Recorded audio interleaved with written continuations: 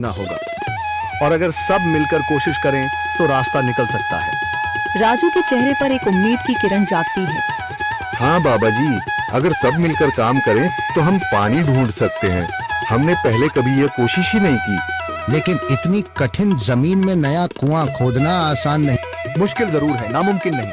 अगर हम मिलकर काम करें तो ये हो सकता है। राजू खड़ा हो जाता है। उसकी आंखों में एक नई रोशनी है। तो फिर हम कल से काम शुरू करेंगे। मैं गांव के सभी युवाओं को इकट्ठा करूंगा।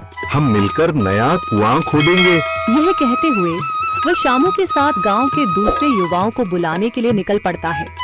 कहीं दूर से गरज की हल्की सी आवाज आती है, जैसे आकाश ने उनकी उम्मीदों की गवाही दे दी हो।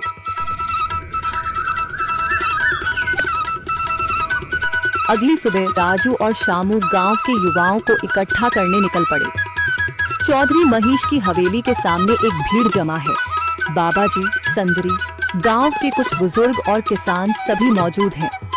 हम हाथ पर हाथ रखकर नहीं बैठ सकते।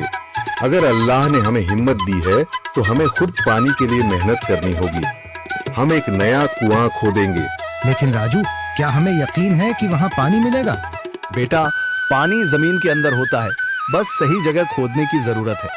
हमने अपने बुजुर्गों से सुना था कि पुरानी नहर के पास जमीन नरम थी, शायद वहीं पानी हो। बाबा जी सही कह रहे हैं।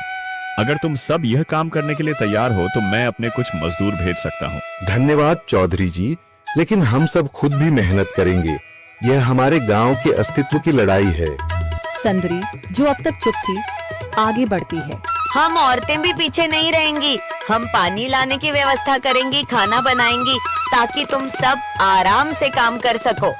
यही हिम्मत चाहिए थी संदर। पूरा गांव एक नई उम्मीद के साथ कुआं खोदने की तैयारी में जुट जाता है। दूसरी ओर